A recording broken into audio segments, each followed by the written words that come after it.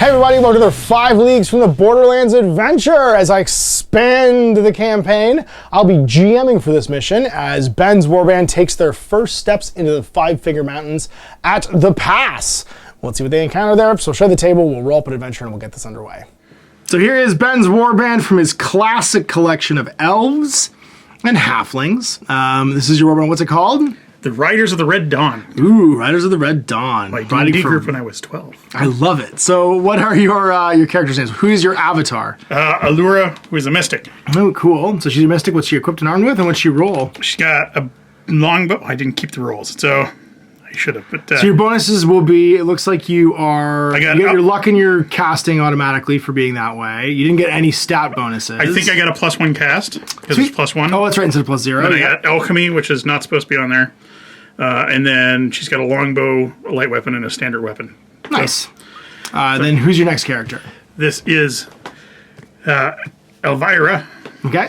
It's a human noble. I just needed to get some miniatures that matched, and it got a bastard sword of quality. And a +1 combat, it looks like, as well, which is awesome. +1 combat, yeah. And a will point, because you don't normally I'll do this upside down, because you know it better than me. That's okay. So Luria got +1 combat, a luck point, which is cool, so might survive combat, a quality weapon, and full armor, and an experience point as well. Yeah. Then you have Sando, who is your halfling. Yep. He's got a agility boost, a combat boost. He had a good roll. So. Yeah, +1 to his wilderness. So he's wilderness skill +2. He's got lucky shot, slip away, and I think the wilderness was actually just from being a halfling. But from being a halfling, that's right. Yeah. Okay. And then a standard weapon and light armor. Then you got Mule. Who's the Mule? These are the two grunts. We got Pack and Mule. Okay. Standard weapon, light armor on Pat, and then self bow, light armor on Pack. That's it. And then Valdi, who's your other fighter. The guy with the spear. He got a luck point, toughness 4, which is cool. Scholarly and leadership skills for +2.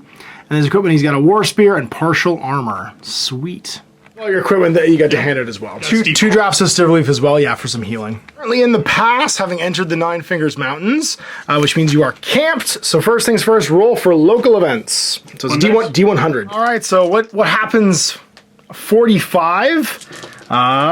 You are not in town. The camp events for 45 are for tomorrow. You may select a location that you can reach in the adventuring stage without making a travel roll. So you could go to town and head to Boar's Hearth without having to make a travel roll this game. So basically you automatically, after you have your adventure, go there without having to have like a random encounter. In Boar's Hearth without any kind of like danger adventure, because you were able to get the lay of the land, which should make the next day's journey faster. Also, other warbands kind of cleared out some of the terrible troll that was guarding the gate. So there's that ahead of you. It's your campaign activity. So you're in camp, so you can forage for herbs. Oh, sorry, first hard times. So you have 6 warband members. D3 gold must be paid to upkeep this. 1. So if you have the 1, you can spend it, but you could also offset it by, for instance, a hunting expedition or living off the land. You could do a mystic expedition. You go and scout things, study, train, or forage for herbs. Scout the wilderness because you have the extra ability to do so. And then you can also live off the land if you want. The land, it isn't glamorous, but you can subsistence level hunt, so you don't pay any gold for this turn. And then going to scout, you can make a scouting test. 6, actually, it won't actually do anything this game because you already don't travel without making a travel roll. So maybe instead you could do an alchemy test. It would give you a congeal. There you go. So a 9+ alchemy test. So you get +2 to alchemy rolls. On a 9+, you get it. You get a congealed strand. It's basically a bottled spellcast. 4 congealed strands. You're not in the settlements. You can't trade. Boxcars. Research. So you roll for connections. So see your connections. You're in camp. Roll D100 and see what the locals traveling nearby say about what's going on. 31, no result. Decide on your adventure. So you can roll to see or decide if you want to explore a location, battle an enemy threat, ride a patrol, carry a contract, rest up, or quest. So you can't contract or quest because you don't have any right now. Okay. But you could ride your horses around and do a patrol.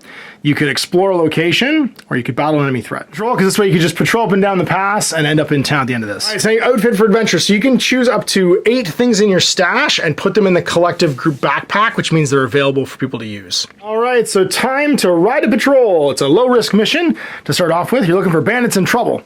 So you're going to have to basically go and patrol. You're not making a travel roll anyway, but we'll see what the outcome of it is. D100 roll to see what happens when you ride your patrol.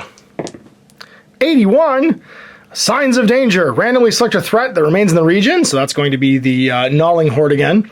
You may choose to fight a meeting engagement against them, and they will use the unknown enemy rules in the encounter. You're going to have a meeting engagement against the gnawing horde, and they will have some unknown enemy rules. Battle encounter. So first, a meeting engagement. So first, what is the foe? We know what the foe is. So now the enemy numbers. Roll 2d6, pick the highest for how many bad guys actually show up. 3. So that's going to be, it's picked the highest of 3, and then Gnawlings have a bonus of, I think, +3 to this. +4, so it's going to be 7 guys. Dudes with 4 slings, so our slingers are all guys throwing like little javelins, little javelineers. So 1, 2, 3, 4 javelineers, and then 3 sort of like random jabronis.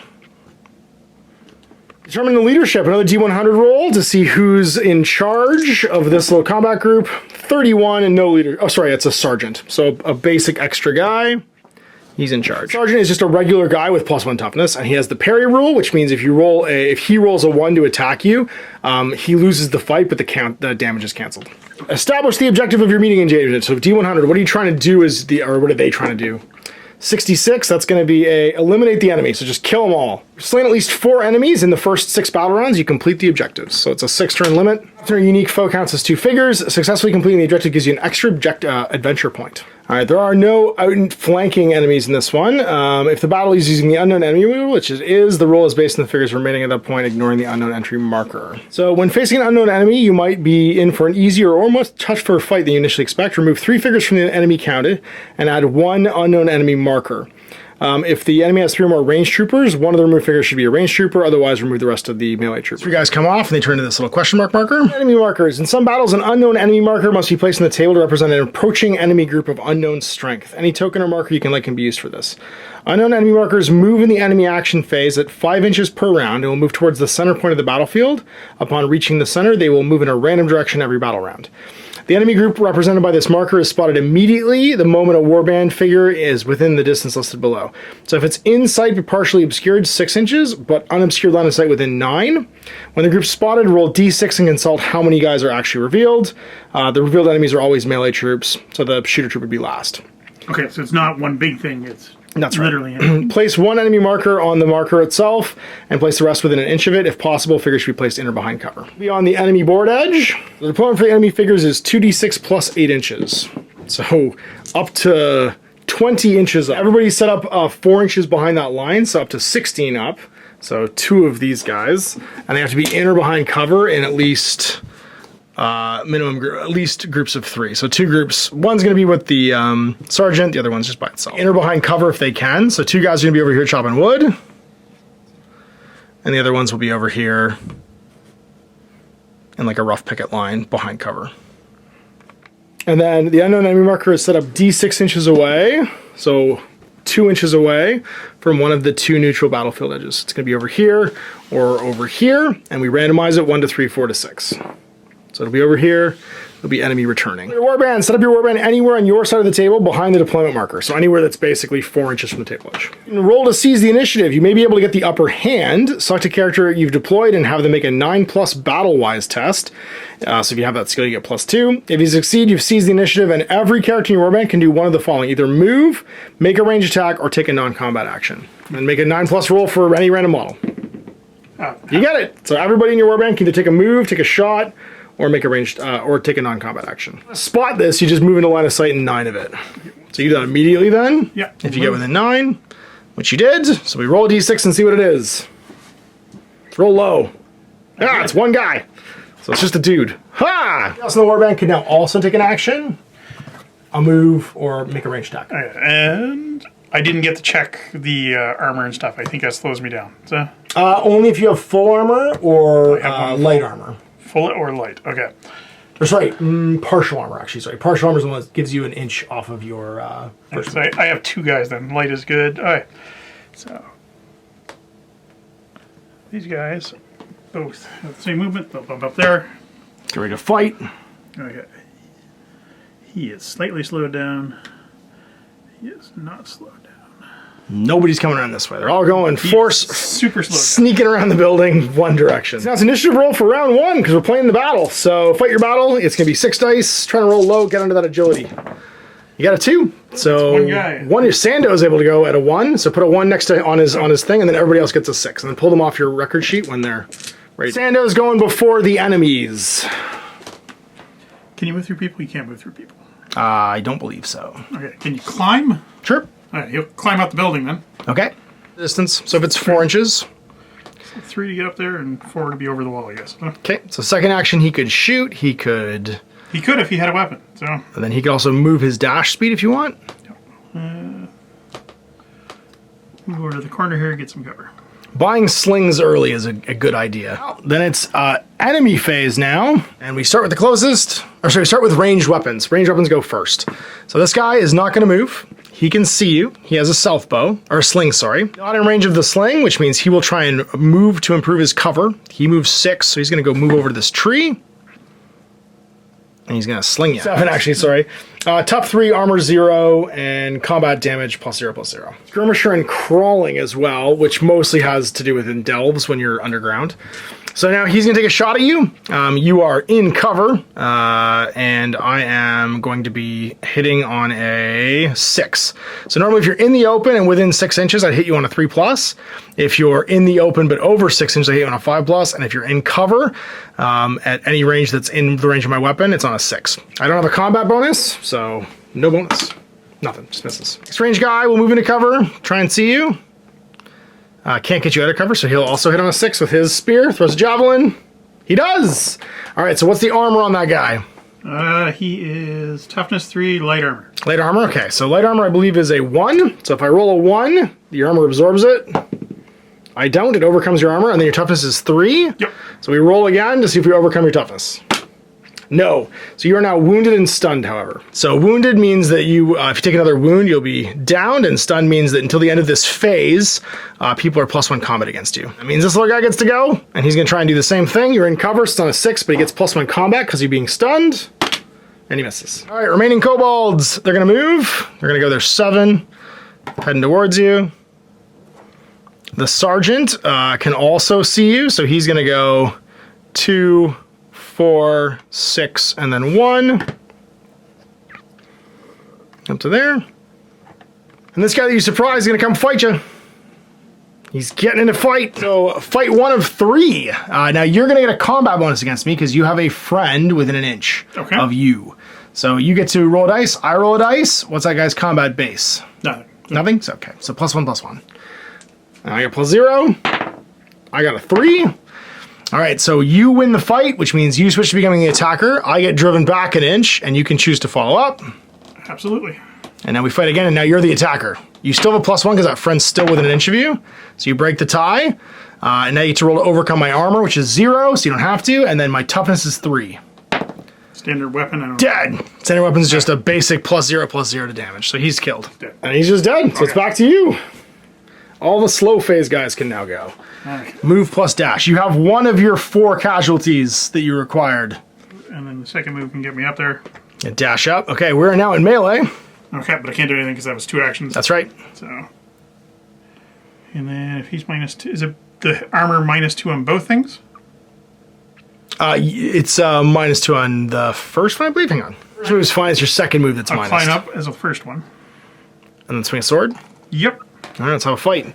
That's the sergeant. He's got better toughness. Friend there. So the bastard's +1 to beat my toughness roll later on. So let's see if you win the fight first. So I got +2 because I got a friend and I've got +1 combat. All right, so you get a 7. He can't do anything with that. He gets a 6, though. So you will strike a blow against his armor, which is 0, and then against his toughness, you get +1. Yeah, that's a quality bastard sword, whatever that means. So it's a 4. He is now wounded, and you can push him back and then follow up. Absolutely. In you go. Rock him again. You still get your +2, so it's a 6. He gets a 4, so you can try and overcome his toughness again. You didn't roll a 1, so he's dead. Slaying kills the sergeant. Destroys the leadership. Who's next? That was him, so I gotta get rid of his dice. I do that guy's dice. We'll just run around here, I guess. Come on the other side. Oh, there's all trees there. I should have looked at that better. So 4. And then you get dash. Yeah. 3. The other follower's doing the same thing. And then your Mystic. It's got a bow, so we're going to go over and go up. Enter the building. Yeah, but that's 2 actions. So. Okay. Morale check. So at the end of the turn, the kobolds have taken 2 casualties. So you get to roll 2d6, probably 1 and 2, another one runs away. 1. So the furthest one away goes, hi! And you're down to 3. 1 more to go.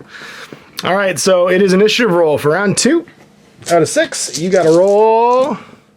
Ho! So somebody's probably going first, and also your halfling. Let's get to 6. So you assign the 1 to anybody you want.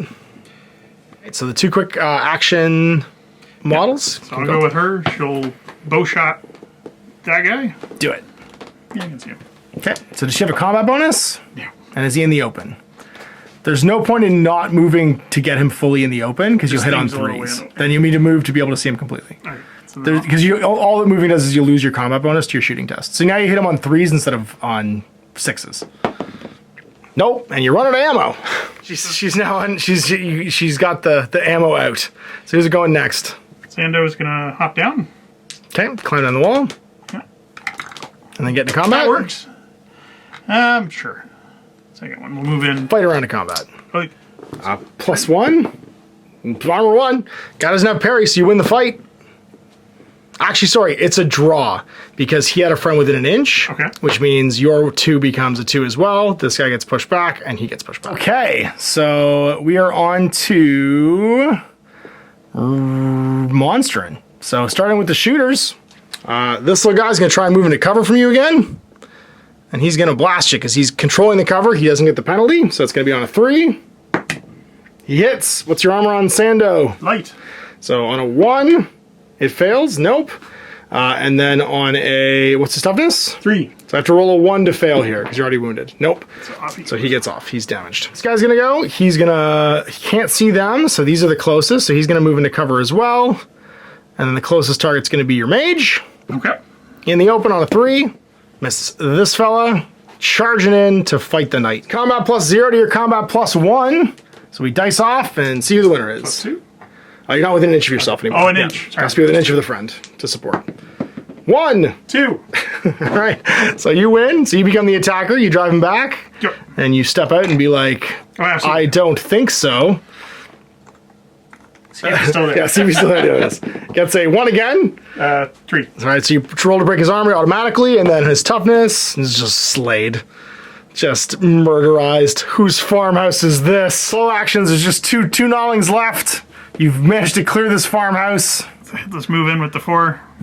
Give him the stabs, medium style. So he'll be +1 because he has a supporting friend. You'll be +1 as well for your combat. Yeah, we'll do that. So it just evens it out. Oh, that's pretty good. Oh, he ties you. So the combat just ends.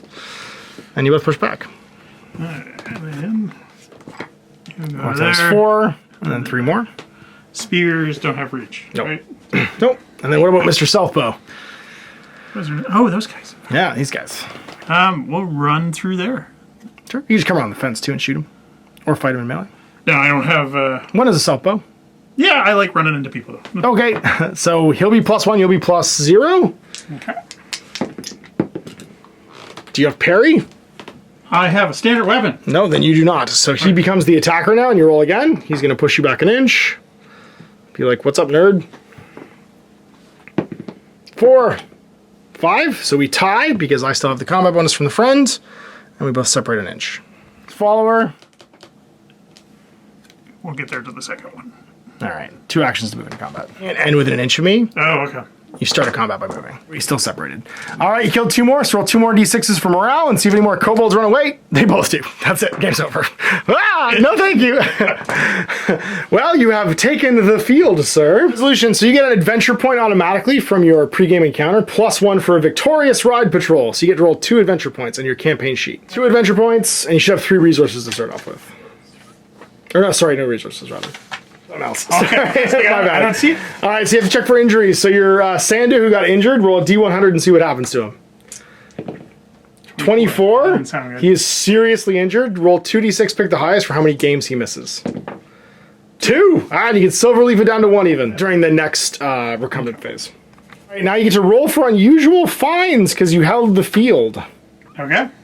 And you roll for loot as well. So roll for loot first because you won the game. So roll for to achieve your objective. D100? Roll D100 again. Yep, this should mostly be D100s. All right, 65. Find a tool. Roll again to see what kind of tool.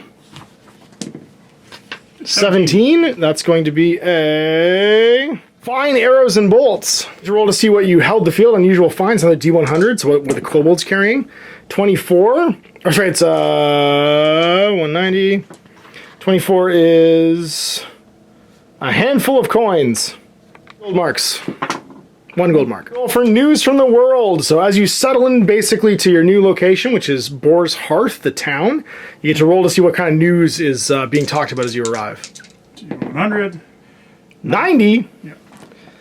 90 is going to be a virulent disease is spread. Randomly select a settlement you cannot visit at next campaign turn. If you're currently in that settlement, you must go outside and camp instead. D4, and we go smallest to biggest. So 4 is Boar's Hearth, 3 is Riverhome, and then 1 is Illith's Rest, and 2 is Farwall.